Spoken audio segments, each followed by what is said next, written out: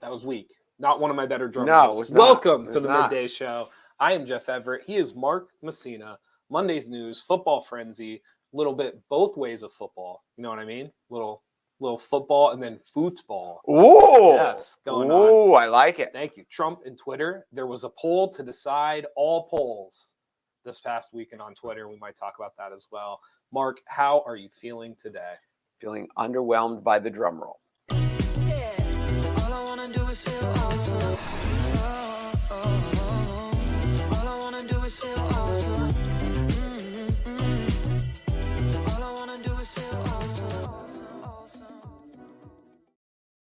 It was weak. I admit to it. Not your best. Not my you're a best. little out of it. It was a long weekend for you.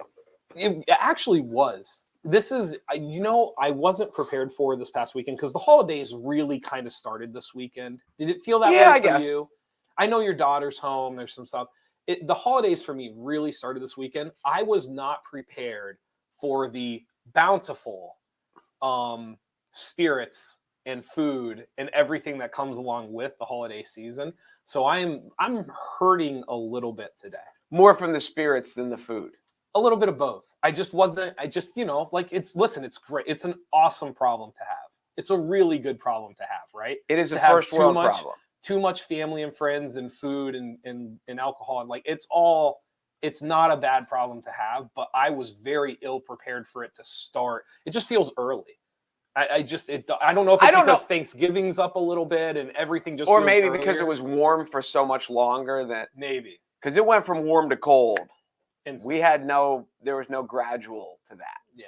So I don't know. So we did, the cranberry was there. I didn't touch it, but the cranberry was on the table. We did like the full turkey. And do they know? Did your family know last weekend wasn't Thanksgiving? Yeah, but it's so big. You got to try to spread it all out. You have multiples? I'm pretty sure Thursday, Friday, Saturday, I pretty much have a Thanksgiving on every day of this upcoming. And again, I sound like it's a great problem to have. No, I get that.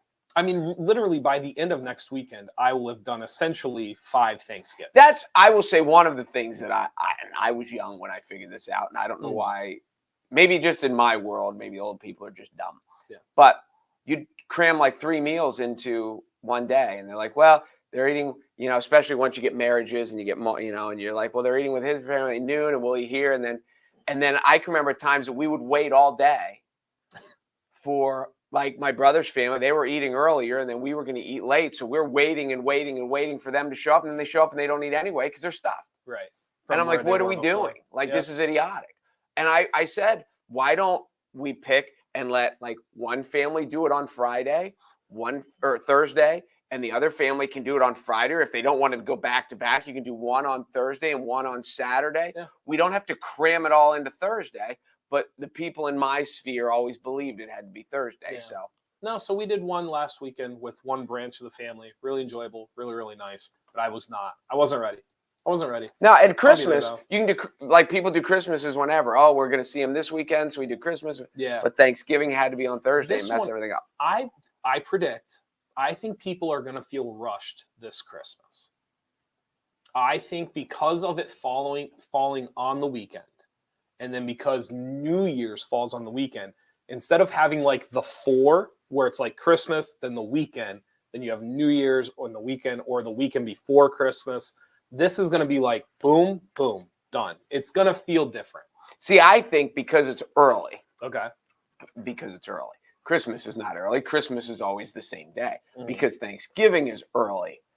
When you get those when it's the 27th or the 28th, and then you're like, okay, now we get through the weekend, and you get through the weekend, you're in December already. Mm-hmm. And then I think it's late. Now you get Thanksgiving on the 24th. You still have a whole week in November to get shopping done, to get decorations up. I think it's better when Thanksgiving is earlier. Does anyone in your family do the Black Friday? I've never asked you. No one does the Black Friday.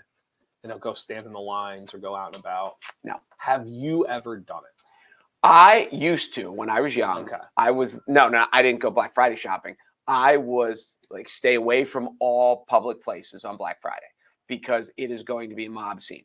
But then as you get older and you're doing one of the things I always did was the Christmas lights. Sure. And all of a sudden you're like, we're out of hooks. Whereas this one won't work this year, and I got to go to Walmart and I got to get what I'm missing. And I have found that it's packed. You have a longer walk in the parking lot, but they had all the registers open. They had helpers everywhere. So it was busier, but your time in the store was no longer than any other day because they had all the checkout lines open. So that's really with grocery stores and stores like Target and Walmart and whatever. It's just about how many checkout lines there are. Yeah. No, I'm with you. Was there anything prominent that you saw in the news? Anything you want to talk about? Eventually, we're going to get to World Cup. I want to do some local football. I want to go over the Trump and Twitter poll. But was there anything kind of? I thought we were going to spend the whole time talking about the Dallas Cowboys. Did they do something? They scored 10,000 points and gave up 3 against a team that was something and won. I will say this again. I said it earlier. I don't think there's a lot of good teams in football. I think even the good teams like the Eagles and the Vikings and teams that record-wise, I think there's like 4 or 5 good teams, and I would say when the Cowboys are on, the Cowboys are one of those teams. I would say that too. There's nobody great. Nobody is great. No. Whether your range of is from pretty good to good or just above average or whatever, I agree with you. Yeah. And there are probably more teams this year.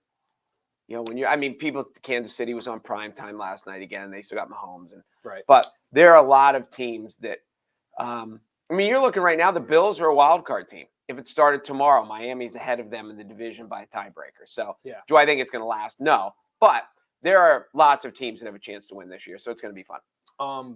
Facebook user, Black Friday doesn't exist anymore. Too much stuff goes on sale a week or more in advance. Some of the campaigning around this, have you seen some of this? There's some great like television commercials, advertising online of people that are, the whole concept is like the mobs are already coming and we can't hold them off. So now the sale is today. So essentially people have moved up their sale trying to get ahead of the Black Friday sale. Listen, in the world of retail. Good God, I couldn't come up. All I kept thinking of consumer. I was only laughing because you told me to listen with such authority. I did. And then retail is dying.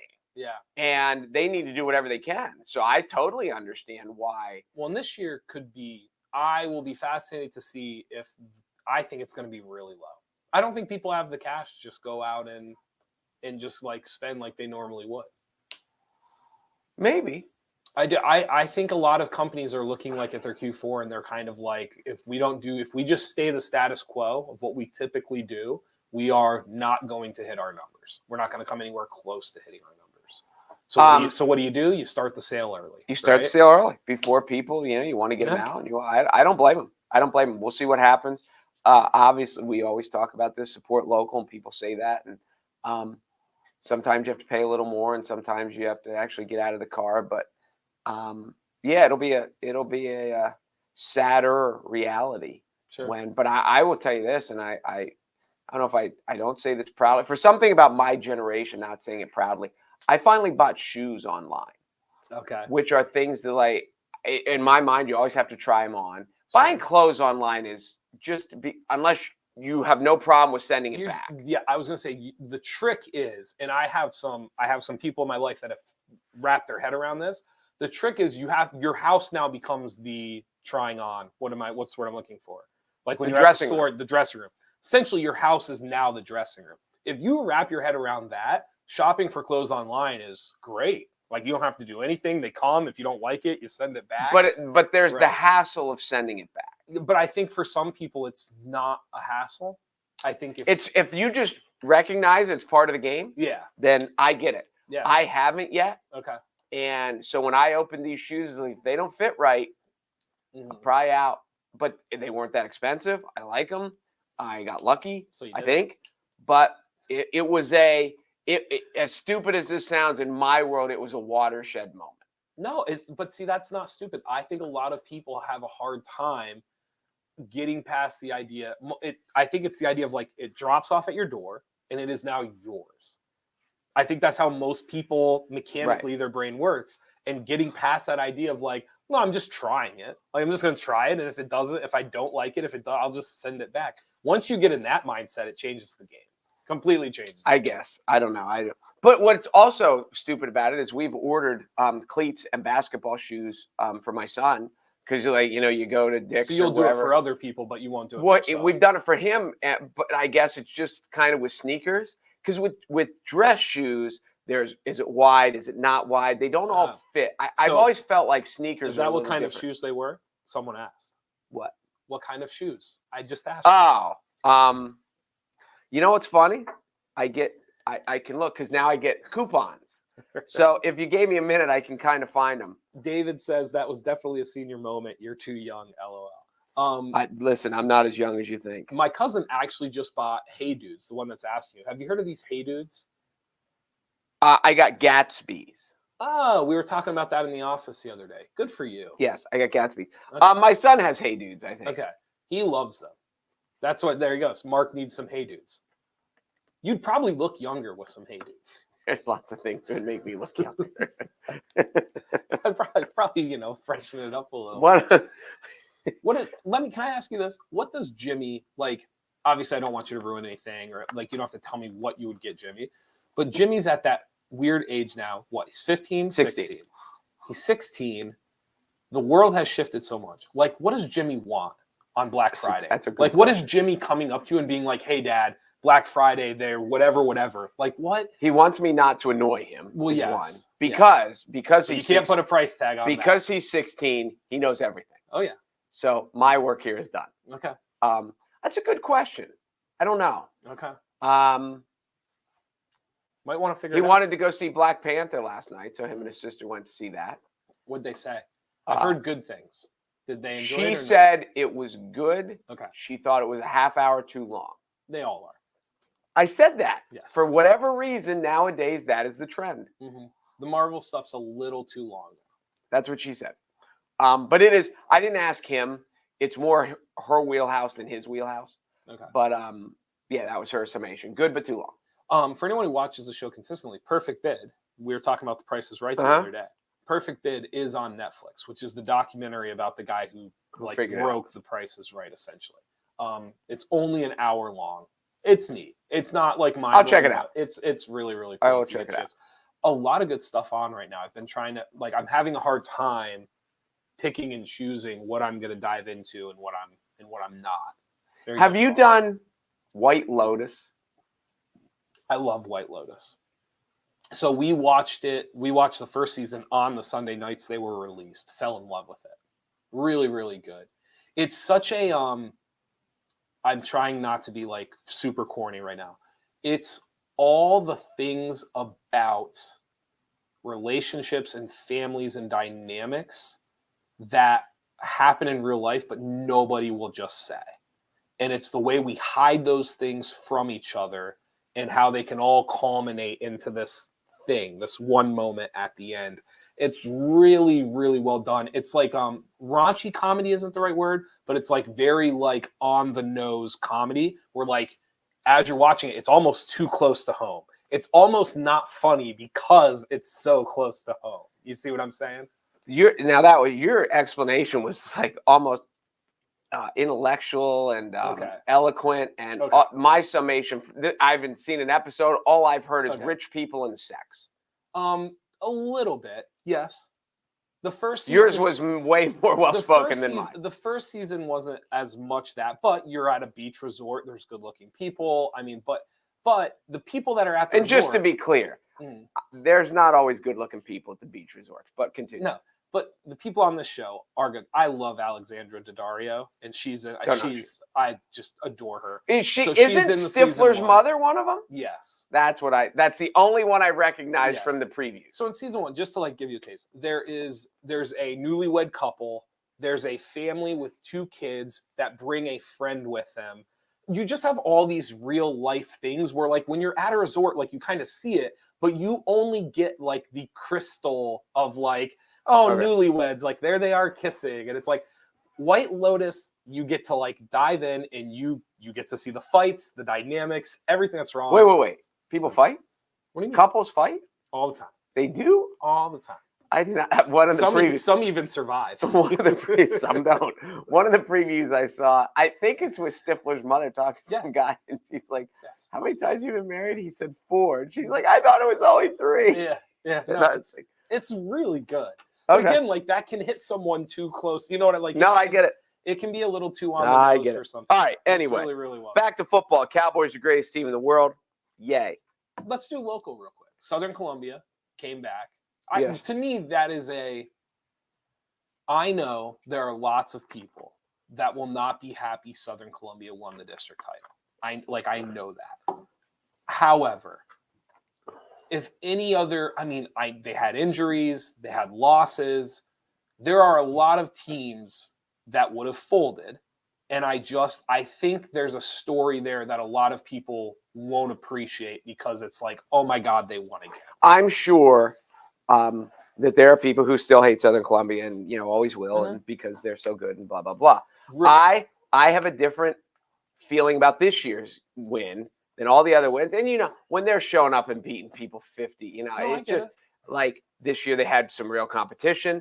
A lot of it was because they had real injuries. Mm-hmm. I know one of the real injuries got healthy again. Mm-hmm. He missed the vast majority of the season, but is healthy again, and that's one of the reasons they're peaking as they are. But one of the neat things that I talk about, I talked to Jim Roth because I wrote an article about the first time when Mount Carmel played Southern during the regular season, and Mount Carmel actually beat them. Mm-hmm. And he called me on the phone. We talked for 20 minutes, whatever. He was, because I was a little, I don't know. I've seen him in passing, and I think I've said hi to him before. Sure. I never had a conversation. And I was partially expecting, if you're Southern Columbia and you're, it's almost like Alabama, that you're like, hey, we're the champions until someone beats us. Well, during the regular season, I think Mount Carmel was something like 7-0, and Southern Columbia was like 5-2 or something. Mm-hmm. And he said, oh, no, we're clearly the underdog this time. It's a different role for us. It's a different challenge. It's like, and he wasn't, and none of it was coach speak. It was just, he was being honest. He's like, yeah, we're in a different spot. We're trying to get better. We weren't as good at the beginning of the season. We're trying to prove that we're a better team. And then so afterwards I was talking to people about that because it was such a refreshing conversation. Yes. And all the people, the sentiment I got from everyone in the coal region, they're like, oh no, Ross, a really nice guy. Yes. Everyone likes him. They just hate the success of Southern Columbia, but nobody doesn't like him. He's a good guy. Sure. And that was so refreshing to me because you just get that, sometimes with success comes arrogance, and especially, you're just like, it's high school football. Like, let's keep it all in perspective. And so, yeah, that was, and don't get me wrong, I was rooting for Mount Carmel just because of the rivalry. And this seemed like it was their year and they had their shot. But there's also there's a good for Southern Columbia this year that nobody ever says good for Southern Columbia. But like you said, they've had to overcome some stuff. Earlier in the year, I was kind of on this idea of people just forget that they're kids. They are. Yes. When you are, I'm not saying every group is great. I'm not saying every kid is great. But what happens, if you're around a group long enough, they are just kids that are all going through their same stuff. Some just happen to run a football better. Some shoot a basketball better. Some hit a baseball better. But at the end of the day, and some hit it worse. Yes. At the end of the day, or not at all. They just swing and miss. Go ahead. No, you're fine. At the end of the day, there's still an element when you're around, they all have homework. They all want the girl or the guy. There's something that these student athletes all want that is very, that makes them all have something in common. And I think people, when they look at Southern, and because they've won over and over and over again, it's very easy to kind of put their student athletes into a different category. And I just think it's unfair, sounds too wishy-washy, but it is kind of no, they're just like your kids. No, I get it. They aspire to do the same things your kids aspire to do. Personally, I've never had trouble at the high school level. I remember at the college level, the first time I saw the University of Maryland play a college basketball game up close and personal, it was in, I think it was it called Reynolds Coliseum? It was at NC State. Okay. And you get these Division I athletes, you see these Penn State guys, whether Penn State football, and they are men. and they are, 200 and whatever pounds, and these guys are men. And, college basketball, I got guys run up and down the court that are 6'8" and 6'9", all over the place. And I remember we were there. It's the layup line. It's and I'm looking at this, and he was 6'8", 6'9", and to see him from not me to you, but from really close, because we had good seats, I'm like, my God, he's a kid. Mm-hmm. He's like a 19-year-old kid. No, you played college basketball. I played college football.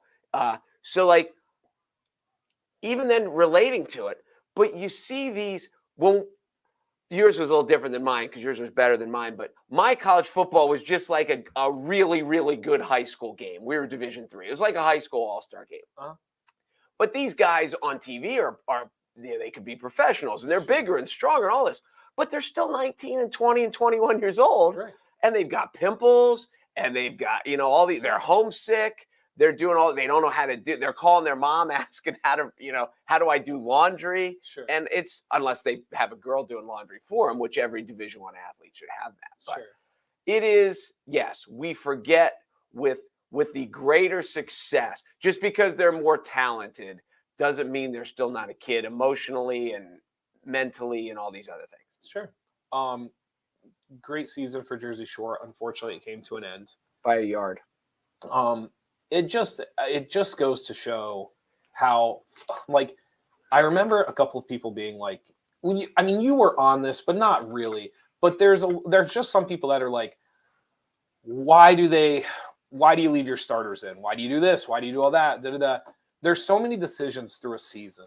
And I'm sure there are people that would watch Jersey Shore and be like, it doesn't really matter what they do this quarter, right? Or it doesn't really matter. And I think it just goes to show like how touchy all of this stuff is. A yard here, a yard there, the wrong night, the right night. I mean, winning consistently, like Jersey Shore has done, like what Southern Columbia has done, what certain programs do. I think it takes a loss like what Jersey Shore just had to kind of be like, oh yeah, this is hard. Like, it doesn't matter how good you are.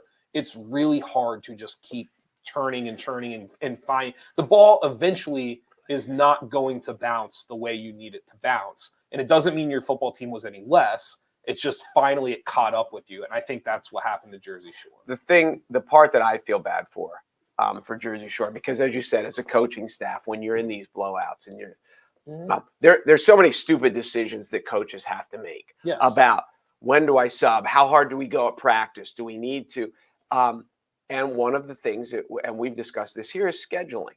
And at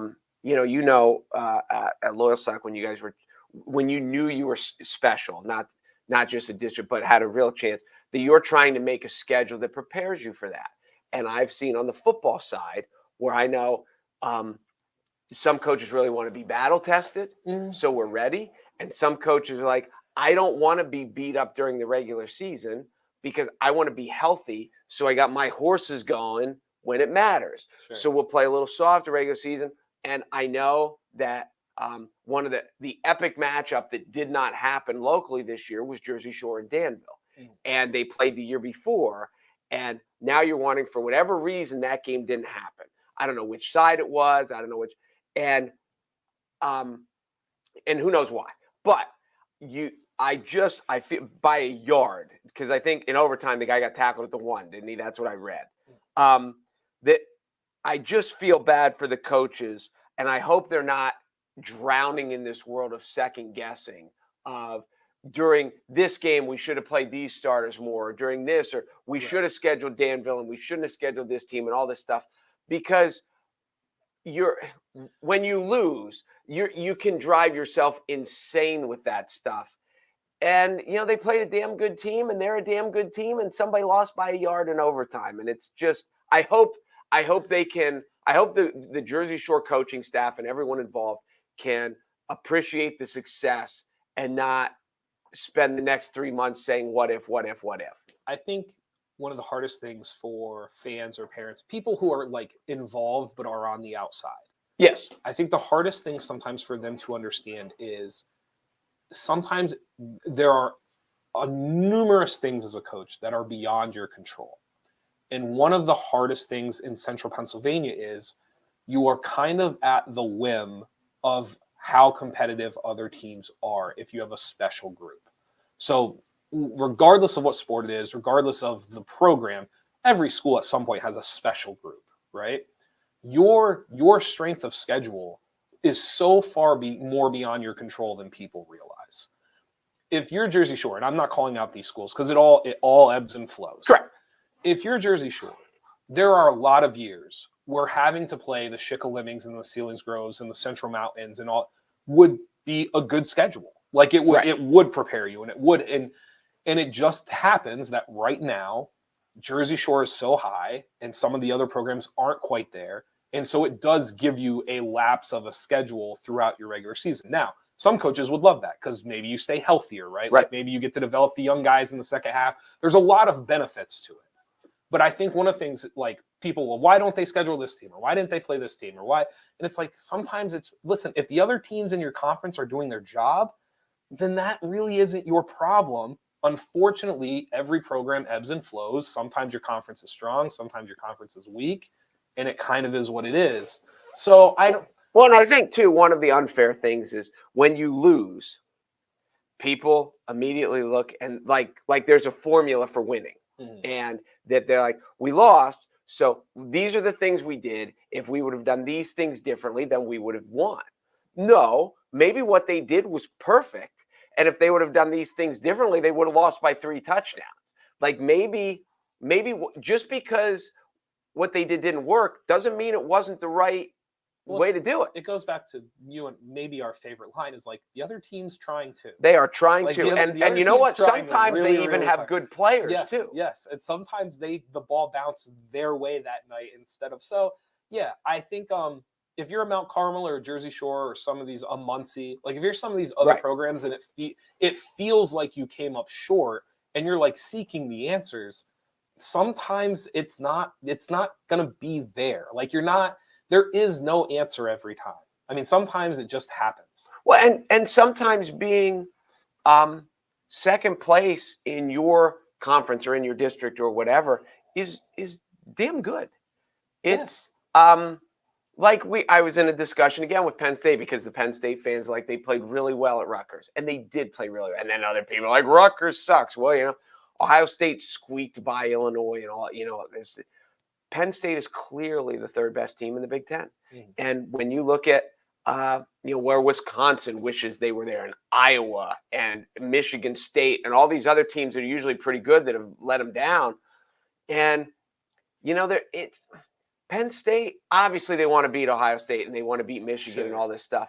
But to be where they are and to end this regular season, if they end at 10-2, that's a lot to be proud of. When this all settles out, I don't think this is where they'll be.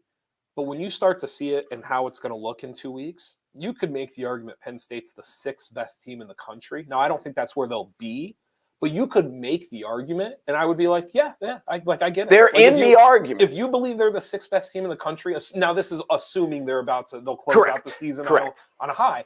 But like I would look at someone making that argument and be like, yeah, like it's a fair argument. Like I'm not going to sit here and tell you they're not the 6th best team in the country. And there are going to be people that just this season was a failure. No, so. there are so many aspects of life. You don't have to be the valedictorian to have an academically successful career. Yeah. You don't have to be the leading man or the leading lady in the show to be a very important part and to be proud of your performance and your accomplishments. And yeah, it's so that is one of the unfortunate things of this year. And I'm sure you're probably right. The Muncies, the Mount Carmels, and the Jersey Shores right now, for those that are feeling like they came up short, and it's just unfortunate because they really did. No, the other teams were trying. The other teams were really, and you and I agreed. District 4 was unique this year that it felt like almost every classification had 2 teams that in a normal year are the clear favorite. Yes. I mean, I would say, you know who else I would throw in there? Troy. Troy had a good year. Yeah. They lost to Loyal Sock by a point, Yeah. didn't they? And didn't Loyal Sock go for 2, or Troy went for 2 and went for the win? But and your somebody point won. is taken. And you know who else was damn good? Loyal Sock. Yeah, no, I would argue there were 4 or 5 teams that did not win a district title this year. That in a normal year, were like really in good. an other year, I mean, they don't just have a chance. They're probably like clear favorites. Yes, and I know Jersey Shore did win. They were into the state playoffs, but Yep. no, it's anyway. The only other thing I had here today is Trump and Twitter. And hold on, more. Does Canton really have a chance here? Yeah, I mean, I think they do. They have a chance. The bye will be interesting. I don't know how to. It's hard to deal with. I don't know because it's unique. They're not. It's not like an NFL team that they do it every year. And for me, it's very unique because in basketball, if you have like a gap in between the district and state, like you could schedule a scrimmage, like you could do. So there's very clear answers in my world of coaching where it's just like, okay, here's what we would do. I feel like in football, they're guessing a little bit. A little bit. I would. But imagine. they're good. They're very good. Good. They got a shot. And Southern now, all of a sudden, whoever gets Southern next round is like, they're back. Sure. So yes. Anyway, interesting. Trump, Twitter. There was a poll. Did you hear? I think we talked about. You told me the number. Elon Musk he let Kathy Griffin back on. There was a handful of people that he's been slowly letting back onto the Twitter platform. Don't you think, before we get to the Trump part of this, don't you think that Elon kind of came in like, I'm going to be the white knight and I am going to, and he has just been getting beaten up like over and over and over. So now you see this, like, I see that letting Kathy Griffin back in, which I didn't even know he did, and the Trump poll as pure posturing, campaigning, basically. Like, I'm not this bad guy. I'm, keep using Twitter because people in circles were talking about its demise. Like, Twitter's going to die. So anyway. No, there's a lot of stuff with it. This is the part that I think people don't understand it because it's Elon Musk and because it's Twitter. You and I have talked about it. Twitter was mostly a left-sided platform, which is fine. There were people on the right, people on the left, but it was mostly people on the left side. Musk obviously is not loved by people on the left side. So once he purchased it, I think there was a faction of people that use Twitter every day and really, really use it. That it wasn't so much that Twitter was going to be demised. They wanted Twitter to fall apart. Like, they really did not want Musk to be successful. In a way, they would almost sacrifice the platform if it meant getting to say Musk ruined it. Does that make sense? Yeah, but I think the world needs something. There will be something like it. Oh, Twitter's not going anywhere. I'll stake my claim right now. I don't think Twitter's going anywhere. I think a lot of this is overblown. Of course it is. I don't think he's done a great job. I think the idea, though, that it's like falling apart, it's a social media platform. Like, so was MySpace. The usage, I understand that, but the usage has never been higher. Like, you just used MySpace as an example. Twitter's usage has never been higher than it is right now. Literally right now. I believe that. Okay. No, people, again, they overreact. Like I say, nobody stands up in a bar and says our quarterback is mediocre. Like, he's either great or he sucks. There's no in between. So, I believe that. But it has. This is. We'll just put it this way: Elon has spent his whole life, like a lot of these people, having people tell him how wonderful he is, and now for the last however many weeks, he's just heard over and over and over how horrible he is. And even though he's rich and famous, it's something he's never dealt with. Isn't it? Isn't it coming from people who want him to fail? Yes, but it still doesn't matter. Of course it does. If I know you want me to fail and you're criticizing me left and right, I'm going to take it with a different weight than somebody that's just kind of like, listen, I really like you, but like, this is like, you're messing this up. Well, I like, don't think.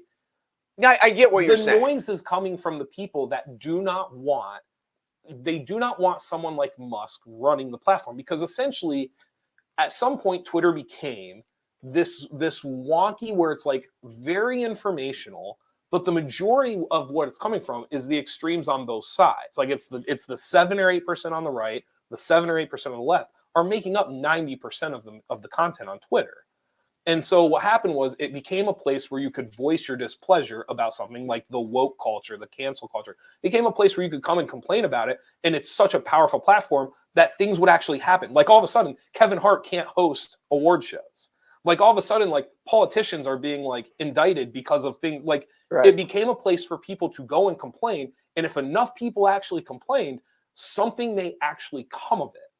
And I think people that were a part of that, I don't want to call them a mob. I think it's people were always like the Twitter mobs. Like it's like, I don't know, like some of them do have a point. Like it's not like they're just making up stuff. Like everything that's happened on Twitter, like Kevin Hart said what he said, like the joke was the joke. Do I think he should have been able to host an award show? Yes, but it's not a mob. The point I'm making is I think those people that are a part of that collective, all of a sudden they look and they go, oh, this isn't going to be what we made it to be. And I don't like that. So hopefully Musk fails. And if the more we talk about it, maybe we can actually cancel Musk. Maybe we can actually cancel Twitter because this is not what we had envisioned. I'm sure there's a level to that, but it's not everyone. There's an aspect where he's just firing people. He's firing people. And they're like, you have so much money. You just paid $44 billion for, what are you firing? Why do you think he's firing people? It's a good question. I think he's firing people because he knows that the majority of the people in those offices will not listen to him. And there's a point to that. And if you're going to take over, you can't look at it as like Twitter's unique because all of their employees have a voice. There's a lot of corporations in this country where if you go in and you lay off half of the facility, they don't have a voice. Like there's not a platform. Like there's nowhere for people to go and millions of people will hear your displeasures. And like Twitter's unique in that sense that all of those people involved have followings and they have people that actually like want to listen and know what's going on in Twitter headquarters and all those things. So all of a sudden, like you come in and he lays off these people because he knows like, listen, you don't want to work for me. There's no way you want to work for me. So let me do you a favor and lay you off because I need people who want to be here. I need people who want to work for you. I get that, but it's not. You say, let me do you a favor and lay off.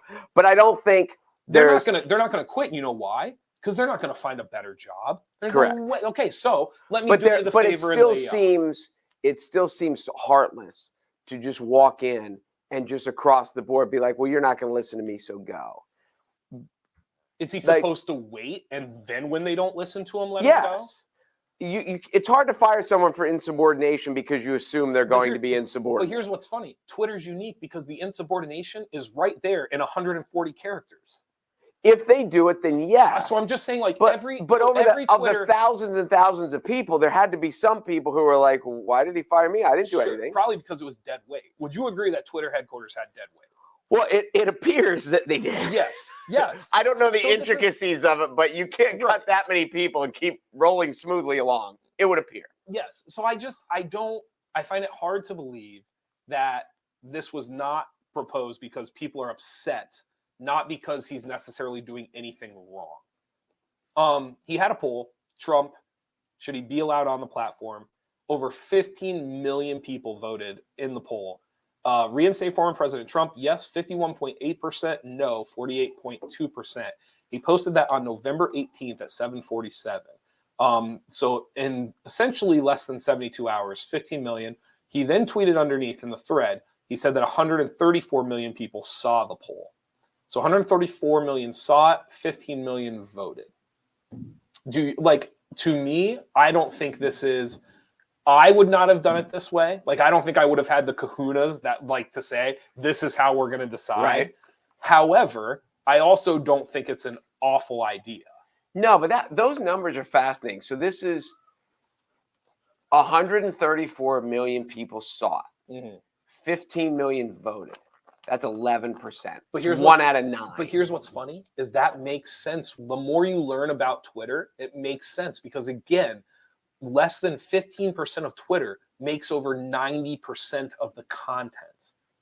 So, for example, I'm one of those people. I get on Twitter every day. And you scroll. I scroll. I never participate. I never comment. I very rarely do I make a comment or a post on Twitter, but I use it every single day. So those numbers almost align with exactly what he's been saying about Twitter. No, that I guess that makes sense. Yeah. I think from the other side of it, there's I think there's a damaging aspect of. I mean, number one, it just shows the country's divided even more. And whether you're in the 48 point whatever percent or the 51 point whatever percent, we have to get to the point of stop looking at the other side and saying they're stupid and my side's really smart. And these 50% are brilliant and these 50% are idiots. Like, we're divided, and we're not divided. We're on both sides, and we have to figure out how to work together. We can't just scream at the other, insult the other, and tell the other one that they're stupid and they don't get it. The other aspect is, so if you go even further into those numbers of, Trump and Twitter and all how horrible it is that Trump was banned from Twitter, about 5%, 5.5% of the people who saw that poll voted for Trump to come back. And at the same point, 5.5% of the people who saw that poll voted for Trump to stay off. So there's still a whole aspect of, yay, he's the worst, or he's the greatest person ever, or boo, he's the worst person ever, says 5.5%. So I don't know. There's something in the 89% didn't even care to vote. And all you do is click one. They saw it. All they had to do is click yes or no. They didn't even care. Sure. 89% didn't even care. So, I don't know. Take that for whatever it's worth.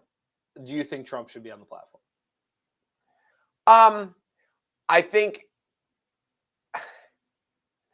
it's an interesting question. It's not that simple as, I think there was a,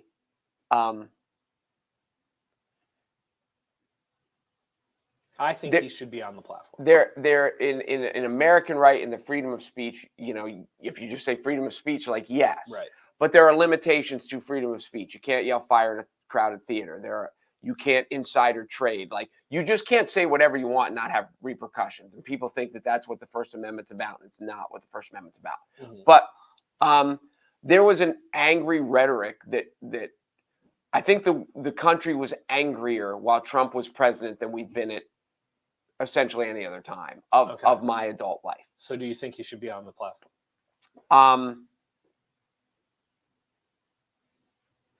I think now that he's not president, I think he could be, I think he could or should or would ever be allowed back on. But I don't think it is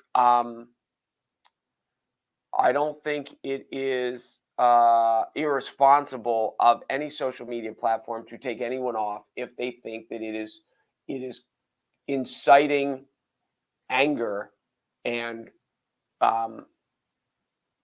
in the country. Do you feel like why he was taken off Twitter because of January 6th? Like, that was essentially why they removed him. Doesn't it feel like that has come and passed? It's now into the court's hands. They just actually created a special committee. I don't know if you saw that. I did not. So they're creating a special committee that's actually going to decide if if under federal law, like, he should have something done to him or not. Which that whole thing is fascinating. So when you get a chance to read into it, maybe we'll talk about it. But I feel like now, like, it's been passed off to federal law, like, it's happening. I feel like Twitter is not, it's this weird thing, because people tell me Twitter isn't important. Like, they're like, it's just Twitter. It's not a real place. I hear that all the time from people. But then you'll ask those same people, like, should Trump be on the platform? And they're like, well, it's really important. Like, you can't, and you just, I can't understand the juxtaposition of, it's just a social media platform. It's just Twitter. It's not that important versus you can't let Trump back on Twitter. Well, there are, anyone who says it's just a social media platform is just clueless to society now. There are teenagers all over the country killing themselves because of bullying on social media platforms. And you can't say, well, it doesn't mean anything, because now there are people dead. So, and there is there's also should bullies be allowed to say whatever they want? Should people be allowed to say whatever they want? There certainly should be limitations in the form of public safety. But, that's why you can't yell fire in a crowded theater for public safety.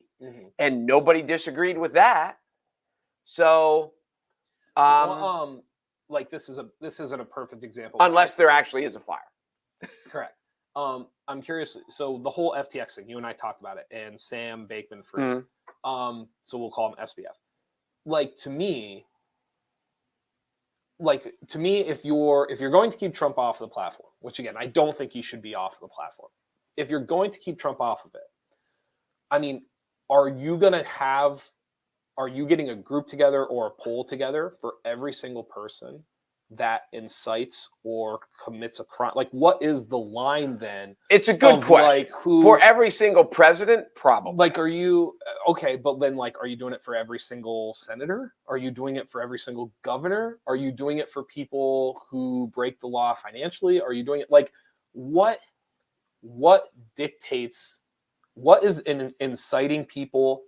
Like, to me, the fraud thing with FTX, if you look at Twitter and what people did with crypto and how they basically like convinced people, like, buy this token, buy this token, buy this token, and then they would pull the rug out and they would keep all the money from the token. To me, none of those people are even remotely discussed about being taken off of Twitter. And to I me, get what your point. And to me, they've completely abused the platform. That's a valid point. And so it's just, I think part of the reason that I am pro Trump being on Twitter is not so much because I'm a supporter of Trump. It's because I look around Twitter and I'm just like, there are so many people that if you're going to have Trump off of it, where is the line? Like, there are a lot of people that don't deserve to be on I here. get that, but Okay. it also comes from the standpoint, like, that's like, don't pull me over for speeding because everybody else is speeding too. Mm-hmm. If they... Yes, but you know what? Lots of people get speeding tickets. Not a lot of people get kicked off of Twitter. No, and I do. I get that. Okay. I get that. It's interesting. And the other aspect of now you're bringing Trump back on at a time where he isn't the white knight for all of the Republican Party. Sure. And it's going to be interesting to see how his own party, what was DeSantis's quote about him yesterday? I don't remember, but DeSantis I think he basically said something along the lines of, I'm just going to wait till Trump self-implodes because he's going to. Okay. And I don't know if that's the exact, I read a headline and I didn't read the article, because that's what a lot of society does now. Sure.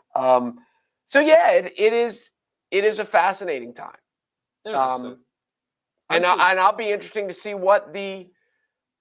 because I don't really remember Trump pre-Twitter. But there's an aspect too, like the whole thing about Obama's birth certificate. Mm-hmm. And that was before he was president. Now, I don't want to say Trump pre-Twitter. I misspoke. Trump on Twitter pre-presidency. Mm-hmm. I do remember that aspect. But like there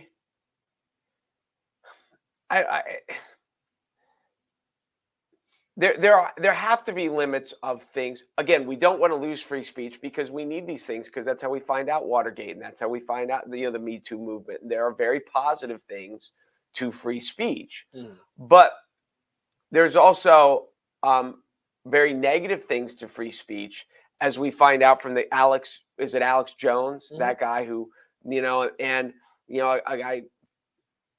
I've never seen Trump's birth certificate. I assume he was born in Hawaii, but somehow Trump knows he wasn't born in Hawaii, and that there was a lot of just rhetoric just to, whether you want to say red herring or whether it was just made up just for attention, or that it gets him, it ends up getting him into the White House. But there needs to be a responsibility that comes along with free speech. Yes. This is what I would say.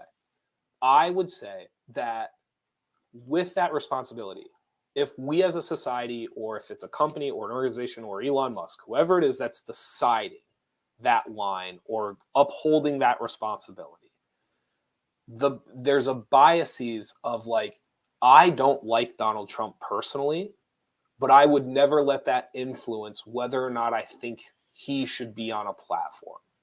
And I think what you're going to find is a lot of people are going to say, like, Trump shouldn't be on Twitter because they dislike Trump. And they're not even going to take into account, like, the idea of free speech or have the discussion that you or I just had. Basically trying to, like, you just had a whole conversation trying to figure out if Trump should be on it or not. And I don't think you let your biases of Trump decide whether or not. I think the majority of people are just being like, nope, I don't like him. Well- I don't like what he says. Keep him off of the platform. And that is a horrific reason to keep somebody off of a platform. I agree. And yes, it just makes life easier if you make a 6-second answer, because we could talk about it for a half hour and the longer you talk about it, the more complex you realize it is, and then the more unfair it is, but then the more necessary it is. But it's almost like the more you talk about it, the more cloudy it becomes, and your answer becomes less and less definitive. Because it's just easier in life if you just say no. Yes, but a part of that is because you start putting, not that like you're putting yourself in Trump's shoes, but all of a sudden you start to look around at like, all right, well then who's using Twitter? Right. And when you start to look around at like who's really using Twitter, all of a sudden it's like, well, like that guy probably shouldn't be on, and like she said some stuff, and it's like all of a sudden you start looking around and it's like, oh boy, like if we're really doing this, then like where's the line? How are we doing it? If you're trying to be fair about it, it's hard. Yes. And so I think like people were like, oh my God, Musk just opened up the floodgates. He's letting everybody back on Twitter. But if you're Musk, like, wasn't that the simplest solution? Like, wasn't the simplest solution to throw all the fish back in and basically let like nature take its course? Like basically just say, like, here you all go, and basically just kind of be like, like, listen, if he does something crazy again, maybe we'll boot him off again. But who am I to sit here and say like he shouldn't be on the platform? And I think part of Musk, and I don't blame him for this, I think part of Musk is like, I can do whatever I want, and I'm going to do this too. And there's a part of this just to show like, I can do it, and I'm gonna. Here's my 30-second prediction for you. Not only do I think Twitter is not going through like a demise cycle, I actually think Twitter is going to do some stuff that other platforms are going to look at, and they're going to be like, oh, like, because here's what a lot of people don't know who are like, he's ruining Twitter. Twitter's falling apart. Twitter was not profitable. Twitter had been like in a gutter for over a decade. Like the problem with Twitter was they couldn't figure out how to make money. It's part of the reason why Dorsey got out when he could. So this idea of like, oh my God, it's falling apart, all these things. Like, can you believe he laid off? It's like, yes, you know why? Because it wasn't a profitable company. Like it wasn't making money. Right. And so all of a sudden now, like he lays off a bunch of people. You're going to have a situation where like he's trying to do a subscription base. He's trying to come up with different ways to like generate revenue. He tried to get advertisers to come back that left. Like there could be a scenario where 2-3 years from now, all of a sudden, like these other people running these social media companies are looking, going like, oh wow, like if you ask people to pay $3 a year, like they'll do it. Like they actually, like if you ask people to like pay $5 a month to be like a verified account so that their post is more, like they'll do it. And these other social media companies are looking for ways to become profitable. That's the issue. Well, I mean, not that all brilliant people, not that everything they do is brilliant, but Musk is no dummy. No. So there's I think he does some stuff. I think he's not afraid to fail. And so I think at times people look at it and they're like, what is he doing? Like, and it's like, he's trying stuff. Like exactly. I agree with that. He's trying things, and he's trying to figure out what to do and how to make it work. And I mean, I think social media, and this is just me rambling, I think social media, all that mattered for a long time was convincing more people to get on. Like if you were Facebook, all that mattered was how many people were on Facebook, right? Like it was, and that is kind of what like grew investors and convinced people that it was really. Now all of a sudden, like you look around, and what matters is like, are you profitable? So all of a sudden, all these social media companies are looking at each other and going, oh my God, we have all these platforms and we have all these people, but we're not making any money. And so how do we all make a profit from this? And I think Musk is going to come in and be like, I don't know what's going to happen, but we're going to find out how to make money off of it. Well, it is. I agree with your sentiment about his willingness to fail. He's almost to a degree like the musician or who puts out an album that's different than what it sounded before, and it may be a different genre, or maybe they try something new and it doesn't resonate with fans, and everyone's like, they suck, they failed, and no, they tried, because that's what artists do. Mm-hmm. And Musk isn't an artist, but in the world of what he does, he's very creative. Sure. So yeah, I agree with that. And one of the things about the difference between really successful people and all the rest of us is that the successful people are willing to fail more than the rest of us. and they have the backbone to persevere, and they're not devastated by it. And that's what it is. It's crazy. The more you learn about successful people, and the more you think about it, it's their willingness to fail that's what made them successful. And yes, I don't even think he thinks he's failing. I think he thinks he's having fun, and he's just figuring it out. That is the different. The great quote with Thomas Edison is, I didn't figure out how to what it's from a movie. Oh, it's from one of the National Treasures. Thomas Edison didn't say, it took him however 1,300 ways, or he said, I didn't fail 1,300 times in trying to make the light bulb. I figured out 1,300 ways not to make a light bulb. Sure. Before I figured out the way to do it. So yeah, I know, I'm with you. Yeah. Thank you guys for watching the Midday Show. Be sure to go to NorthcentralPa.com for all of your local news. And thank you to Weis Markets for being the title sponsor of the Midday Show. We will be here tomorrow, probably off Wednesday, Thursday, Friday, while you guys enjoy your holiday. The following week, I just want to mention this. I'm pretty sure we're going to have a guest every single day. A cool guest. Not as cool as us. Yes. But close. Yes. Some local politicians, a former movie, what do I want to call him? Academy Award winner. There you go, an Academy Award winner. He is not an almost Academy Award winner. He is an Academy. He's actually an Academy Award winner. So it'll be really, really neat. So that month, or that week of November 28th to December 2nd, basically going to be like a guest week. We'll have somebody on almost every single day. We're gonna have a lot of fun. And then after that, some holiday stuff, some holiday countdown stuff. So really, really excited for what's coming up. But we will be on tomorrow to kind of get you guys, send you off, bon voyage for your holiday weekend. And to Weis Markets, who is our title sponsor, they donated stuff to our purse bingo that we had towards the basketball team and the cheerleaders. So again, thank you to us for not just all that Weis Markets already does, but all the stuff that they do in the communities, throughout the communities that they're scattered in. And I used the Gas and Go for my first time. All right. It's you can tell it's brand new because you pull up, just like everything else, it's brand new. The numbers where you push in the thing, it is shiny. I was almost like, I'm like the first one that's touched these, and I wasn't. But it is, so thank you to Weis Markets. Awesome. Thank you guys again. I'm Jeff Everett. He's Mark Messina. We will see you guys tomorrow on the Midday Show. Thank you.